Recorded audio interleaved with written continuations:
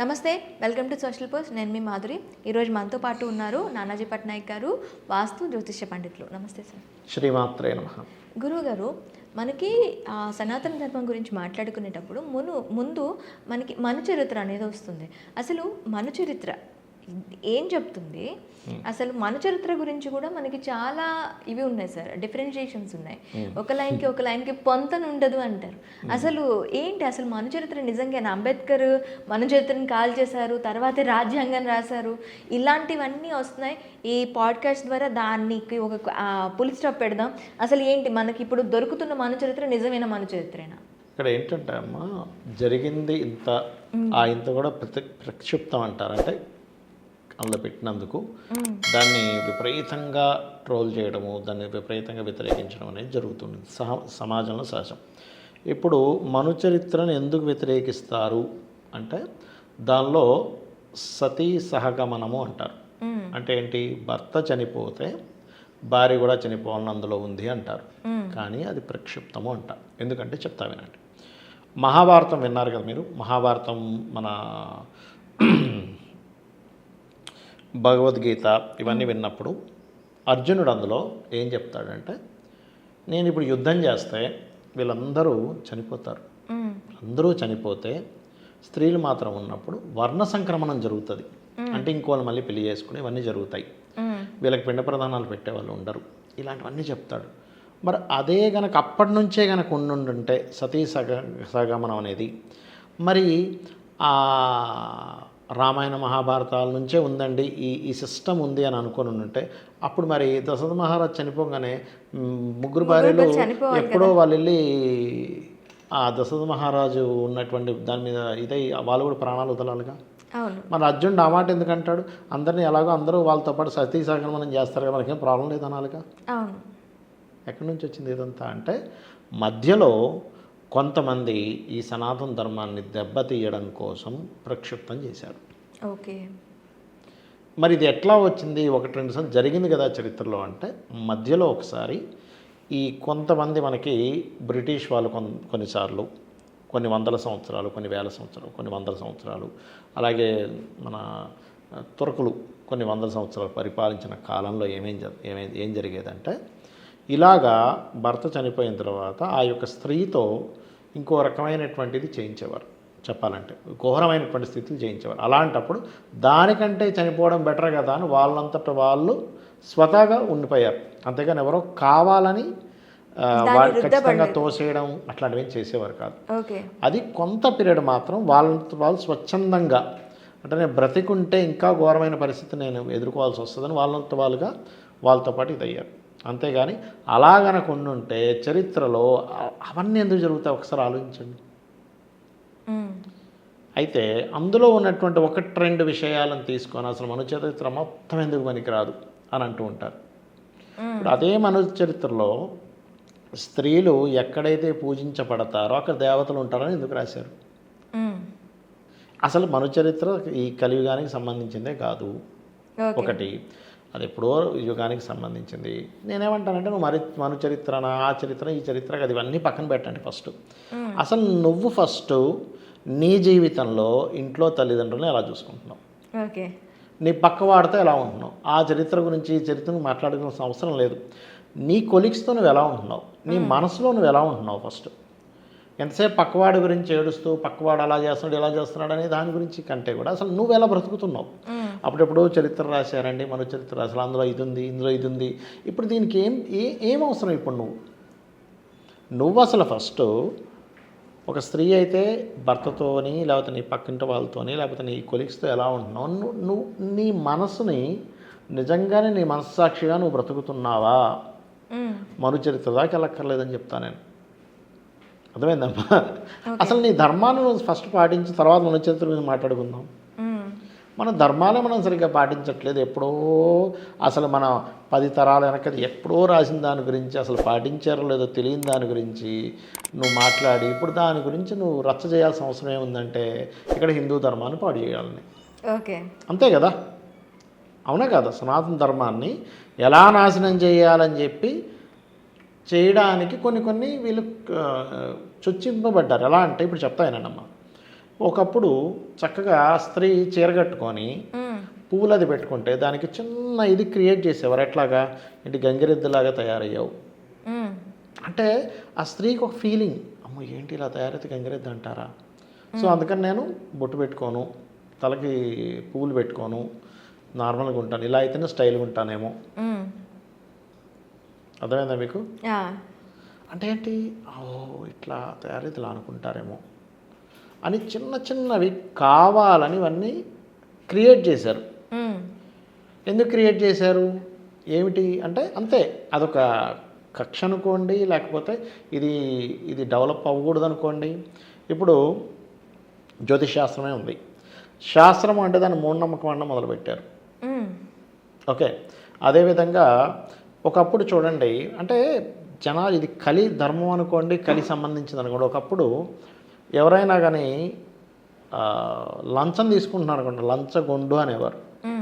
ఇప్పుడు ఏమైపోయింది, కలి యొక్క ప్రభావం, వాడికి సైడ్ ఇన్కమ్ బాగుంటుంది సార్, మనం పిల్లనివ్వచ్చు అంటున్నాం. సైడ్ ఇన్కమ్ బాగుంటుందండి, ఏమనుకుంటున్నారు, మా పై రాబడి చాలా బాగుంటుంది. పై రాబడి వాడు అన్యాయంగా తీసుకుంటున్నాడు కదా, పై రాబడి బాగుంటుంది. అంటే నేను అనేది ఏంటంటే కలి యొక్క ప్రభావం వల్ల ఇవన్నీ మీకు ఎందుకు చెప్తున్నానంటే, ధర్మం అధర్మంగా మారుతుంది. నువ్వు ధర్మంగా ఉంటే అది అధర్మంగా చిత్రీకరింపబడుతుంది. నువ్వు అధర్మంగా ఉన్నదాన్ని నువ్వు తెలివితేటలు అంటున్నారు జనాలు. అరే వాడు చాలా హుషారమ్మో, వాడు చాలా తెలివైన ఉంటారు అంటున్నారు. అంటే సొసైటీ కూడా అలా తయారైంది. ఇప్పుడు నేనే ఉన్నాను, ఒక ఇల్లు కట్టుకోవాలి, తప్పదు. ఇల్లు కట్టుకోవాలి, పర్మిషన్ ఇవ్వాలని నేను ఇవ్వాలంటే వాడు రకరకాలు ఇవి చెప్తాడు. మున్సిపాలిటీలోకి వెళ్ళి నేను ఇవ్వాల్సిందే. నేను అలా కాదు, నేను ఏదో పోరాడతానంటే పని జరగట్లే. అంటే ఎంత స్ట్రాంగ్ అయిపోయిందంటే మనం ఇవ్వాల్సిన పరిస్థితి, మనం నేను మడి కట్టుకొని కూర్చుందామన్నా కానీ కుదరట్లే. అంటే ప్రతి దాంట్లో ఉందంటున్నది. ఓకే, ఈ విషయాన్ని మీరు మనుచరిత్ర గురించి అడిగితే దీని గురించి ఎందుకు మాట్లాడుతున్నాను అనే దాన్ని మీకు ఒక విషయం చెప్తా.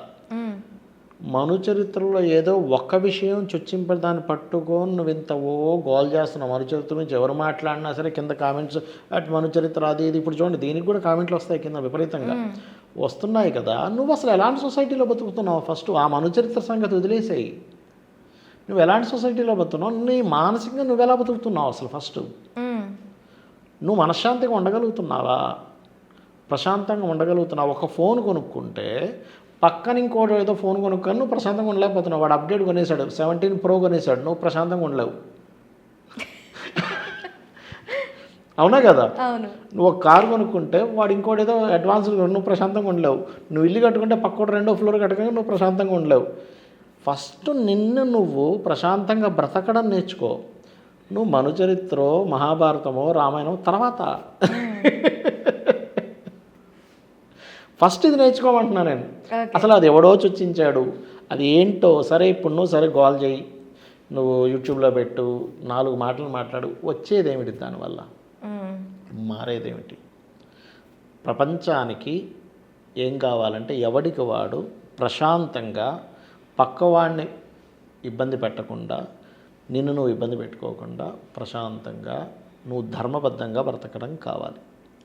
అది నువ్వు ముందు నేర్చుకో అంటాను. ఎవరు మనుచిత్రం మాట్లాడి ఇదే చెప్తాను. ఫస్ట్ నువ్వు ఎలా బతుకుతున్నావు తెలుసుకోరా, ఆ తర్వాత నువ్వు మనుచిత్రం గురించి మాట్లాడు. అంటే అక్కడ మనకి ఆ మనుచరిత్రలో కూడాను ఏవైతే ఆ టైంకి తగ్గట్టు, ఇప్పుడు మన రాజ్యాంగంలో ఎలా అయితే ఆ చేరికలు చేసుకున్నామో, ఈ మనుచరిత్రలో కూడా కొన్ని చేరికలు అప్పటి కాలానుగుణంగా కాలాన్ని బట్టి ఇప్పుడు ఏంటంటే అమ్మా, ఆదిశంకరాచార్యుల వారి కాలంలోనే చాలా అవైదికమైనటువంటి మతాలు ఉండేవి. అవును, ఆయన వచ్చి అన్ని అవైదికమైనటువంటి మతాలను అన్నింటినీ కూడా సెట్ చేసి వెళ్ళాడు ఆయన. అంటే అప్పట్లోనే ఉండేవి. అంటే ఎవడికి వాడు ఇష్టం వచ్చినట్టు రాసేసుకున్నాడు. మనువాదం అన్నాడు, ఇంకోటి అన్నాడు, రకరకాలు వచ్చేసాయి. వచ్చేసిన తర్వాత ఆయన వచ్చి కాదు, ఇవన్నీ వేద సంబంధమైనటువంటివి కాదు. చార్వాకులు అంటే ఏమిటి? కనబడిందే నమ్ముతారు. ఇంకా వాళ్ళు కనబడిన దాని గురించి వాళ్ళు నమ్మరు. వాళ్ళు ఏంటంటే 4 భూతాలు, ఏంటి, నీరు దేవుడు, అగ్నిదేవుడు, లేకపోతే భూమి దేవుడు, వాయువు దేవుడు, అంతే. ఈ 4 వాళ్ళకి దేవుడు, ఇవన్నీ పవర్స్. ఈ పవర్స్ ద్వారా బతుకుతున్నాం అంతే. అది చార్వాకుల సిద్ధాంతం. కానీ వీటిని సాధించే ఈశ్వరుడు అంటే వాళ్ళు నమ్మరు, వేదాన్ని నమ్మరు. అట్లా ఒక్కొక్కడు ఒక్కొక్క సిద్ధాంతంతో వచ్చేసాడు. ఓకే. కానీ ఒరిజినల్ ట్రూత్ అనేది ఒకటి ఉంటుందిగా. అవును. ఆ ట్రూత్ని చెప్పడమే వేదం యొక్క ముఖ్య ఉద్దేశం. ఓకే. అలా చాలా వచ్చేసాయి. నేనేమంటానంటే అనేకమైన ఉన్నాయి. నువ్వు మన సిద్ధాంతం అని కాదు, నువ్వు చార్వాక సిద్ధాంతంలోకి వెళ్తే అందులో ఒకటి కనిపిస్తుంది, ఇంకో దానిలోకి వెళ్తే ఇంకోటి కనిపిస్తుంది, ఇంకోటి కనిపిస్తుంది. సరే, ఇవన్నీ ఉన్నా సరే నువ్వు అల్టిమేట్గా నువ్వేమని కోరుకుంటావు? ఇప్పుడు దొంగతనాలు బాగా జరిగి మీ ఇంట్లో ఉన్నటువంటి బంగారం ఎవడో పట్టుకుపోవడం కోరుకుంటావా? అందరూ ధర్మబద్ధంగా ఉండడం కోరుకుంటావా? అందరూ ధర్మబద్ధంగా ఉండాలని కోరుకుంటారు. అంతే కదా. ఇప్పుడు ధర్మబద్ధంగా ఉంటే ప్రశాంతంగా ఉన్నప్పుడు ధర్మాన్ని ఏది ఎక్కువగా చెప్తుంది? సనాతన ధర్మం ఎక్కువగా చెప్తుంది. మధ్య మధ్యలో కొన్ని పరిస్థితుల వల్ల, ఇందాక మీరు అన్నారు ఒక మాట, అంటే అప్పుడున్న కాలమానం పరంగా, అప్పుడుండే సిచ్యువేషన్ పరంగా, అప్పుడున్న దాన్ని బట్టి రాసుకున్నారండి అని. ఈ విషయాన్ని ఆలోచించాలి. కానీ ఏదో అప్పుడు అలా ఉంది ఇప్పుడు ఇలా ఉంది నువ్వు అనుకోవడం వల్ల ఏమిటి ప్రయోజనం అంటా నేను. అంటే ఇప్పుడు మనిషి మనుగడ కోసం మన ఆచారాలని మనకు తగ్గట్టుగా మనం మార్చుకోవచ్చా? ధర్మబద్ధంగా ఉన్నంతసేపు ఏదైనా మార్చుకోవచ్చమ్మా. ధర్మానికి ముడిపడి ఉండాలి అంటా నేను. ఇప్పుడు ధర్మం అనేటువంటిది ఎలా ఉంటుందంటే, ఇప్పుడు మనిషి ప్రాణం అన్నిటికంటే గొప్పది. ఇప్పుడు మీరు ఒక అడవికి వెళ్ళారు, అక్కడ బాగా ఆకలేస్తుంది. కేవలం మీకు అక్కడ ఒక పిట్ట దొరికింది, అది చంపి తింటే కానీ మీ ప్రాణం నిలబడదు. అప్పుడు తినండి, పర్లేదు. మీకు అర్థమైందా? అది తినకపోతే మీ ప్రాణం పోతుంది అన్నప్పుడు మీ ప్రాణం గొప్పది కదా, అక్కడ మనిషి ప్రాణం గొప్పది కదా. అవును. అర్థమైందా మీకు? అలా కాదండి, ఇక్కడ మంచి చక్కటి పళ్ళు ఉన్నాయి కానీ ఇక్కడ పెట్టుంది అన్నప్పుడు మీరు ఏం తినాలి? పళ్ళు తినొచ్చు. ఓకే. అర్థమైందా మీకు? అది నేను అనేది. ఓకే. ఇప్పుడు ఇంకొక చిన్న ఉదాహరణ చెప్తా చూడండి. అబద్ధం ఆడడం అనేటువంటిది పూర్తిగా తప్పు, రైట్? అంటే వాక్శుద్ధి పోతుంది అని అంటాం. ఇప్పుడు ఎగ్జాంపుల్ నేను అది ఉంది, ఇంకా చాలా ఉన్నాయి చెప్తా. ఒక వ్యక్తి ఒక ఆవును వెంటాడుకుంటూ వచ్చారు. వీళ్ళ పక్క నుంచి పక్క సందులోంచి వెళ్ళిపోయింది. ఒకరు వచ్చి అడిగారు, అయ్యా మేము ఆవుని కోసుకొని తినేద్దామని తెచ్చుకుని అది పారిపోయింది, ఇప్పుడు ఎటు వెళ్ళింది చెప్పండి. అయ్యో అబద్ధం ఆడితే నాకు వాక్శుద్ధి పోతుంది కదా అని, ఇక్కడ వెళ్ళిందని చెప్పకూడదు. ఆవు ప్రాణం ముఖ్యం, అక్కడ గోమాత ప్రాణం ముఖ్యం. అది తెలియదు బాబు అంటే అయిపోయింది. అందుకని ఒక పెద్ద ధర్మాన్ని నువ్వు కాపాడడం కోసం ఒక చిన్న అధర్మపరమైనటువంటిది కూడా అంతకంటే గొప్ప ధర్మం అవుతుంది. ఓకే. అది అసలు ధర్మం చెప్పేది. అంటే నిజం ఎక్కడ మాట్లాడాలి, అబద్ధం ఎక్కడ మాట్లాడాలి అంటే ఒక ప్రాణం పోతున్నప్పుడు ఒక గొప్ప ధర్మం నువ్వు చేయడానికి, దట్ ఈస్ డిఫరెంట్ కేస్. ఇప్పుడు వాడు ప్రాణం ఏం పోవట్లేదు కదా. ఆ గో విషయం నాకు తెలియదు అంటే వాడు పోయి ఇంకోటి ఏదో తింటాడు, ఆ గోవునే వండుకొని తినాలని రూల్ లేదుగా. అలాంటప్పుడు నువ్వు ఆడడంలో తప్పలేదు. అలా అని ఇవాళ రేపు ఎలా అయిపోయింది, అసలు వాడు వెళ్తూ ఉంటాడు, ఫోన్లు వస్తే ఇక్కడ నేను ఇంట్లో ఉన్నా అంటాడు, లేకపోతే ఇంట్లోంచి బయలుదేరి ఇంట్లోనే ఉంటాడు, ఆల్రెడీ అమీర్పేటలో ఉన్నా అంటాడు. అంటే మనిషి యొక్క థింకింగ్ లెవెల్స్, మనిషి యొక్క మాట్లాడే విధానము చాలా మారిపోతూ వస్తున్నాయి. ఫస్ట్ ఇవి మార్చుకోవాలంట. అప్పటిదాకా ఎక్కడో మన చరిత్ర నువ్వు మాట్లాడుకో. ఫస్ట్ నువ్వేం మారుతున్నావు, నువ్వు ఎలా ఉన్నావు, ఎలా ఆలోచిస్తున్నావు, పక్కవాడు ఎంతసేపు పక్కవాడు ఏం చేస్తున్నాడు, పక్కింట్లో ఏం జరుగుతుంది, పక్కింట్లో వాడు గొడవ పెట్టుకుంటున్నాడా, గొడవ పెట్టుకున్న భార్య వెళ్ళిపోతుందో లేదో అని వెయిట్ చేయడం, ఇది కాదంటున్నాను నేను. సో మను చరిత్ర అనేది మధ్యలో అది కూడా కొన్ని ప్రక్షిప్తాలు జరిగాయి. ఆ ప్రక్షిప్తాలను పట్టుకొని అవి నిజాలనుకొని వాటి మీద గోల్ చేస్తున్నారు అంటా నేను. ఓకే. సరే, ప్రక్షిప్తాలు జరిగాయి జరగలేదు పక్కన పెట్టేసి ఫస్ట్ నువ్వు ఇప్పుడు ఎలా జీవిస్తున్నావు ఆలోచించి అంటా నేను. ఓకే. దానికన్నా ఘోరంగా ఉంది మన చరిత్రలో ఉన్న దానికన్నా ఘోరంగా ఉంది. మను చరిత్ర కంటే ఘోరంగా ఉంది, అది నేను చెప్పబోయేది. ఆ మను చరిత్ర గురించి ఎందుకు ఆలోచిస్తారు, దానికంటే ఘోరమైన పరిస్థితిలో ఉన్నారా నాయన. ఫస్ట్ మీరు దీన్ని సెట్ చేసుకోండి. మీకు అర్థమైంది పాయింట్. అంటే ఎప్పుడైనా ఒక ధర్మం గురించి మాట్లాడేటప్పుడు ఫస్ట్ క్వశ్చన్ వచ్చేది, ఫస్ట్గా మాట్లాడేది మన ధర్మం గురించే. ఏ డిబేట్లో పోయినా సరే. ఎగ్జాక్ట్లీ. అంటే ఇప్పుడు నేనేమంటానంటే అందులో సతీ సహగమనం ఉండేది అనేదాన్ని పట్టుకుంటాడు ఎవరిని మాట్లాడినా కూడా. అవును కదా. మరి సరే, మరో చరిత్ర అప్పుడు అయిపోయింది. ఇప్పుడు నువ్వేం చేస్తున్నావు, ఇంట్లో నువ్వు రోజు నీ భార్యను నువ్వు కాల్చుకు తింటున్నావు లేదా, నీ భర్తను నువ్వు కాల్చుకు తింటున్నావు లేదా, దానికంటే పెద్ద శిక్షగా ఇది. అప్పట్లో ఇంకా చాలా ధర్మంగా ఉండేవారుగా. నీకు బాస్ జాబ్ ఇస్తే ఆ జాబ్కి సరైన ధర్మం నువ్వు చేస్తున్నావా? నువ్వు దాని గురించి మాట్లాడే అర్హత నీకుందా? ఫస్ట్ అసలు నీ ధర్మాన్ని నువ్వు సరిగ్గా సక్రమంగా చేస్తూ ఉంటే అందులో ఉండేటువంటి ఆ చిన్న ప్రక్షిప్తాన్ని నువ్వు మాట్లాడే అర్హత ఉంది. అసలు దాన్ని మాట్లాడే అర్హతే లేదు మనకి అంటున్నా నేను. ఓకే, అర్థమైందా? అది ఓకే సార్, థ్యాంక్ యూ. శ్రీమాత్రే నమః.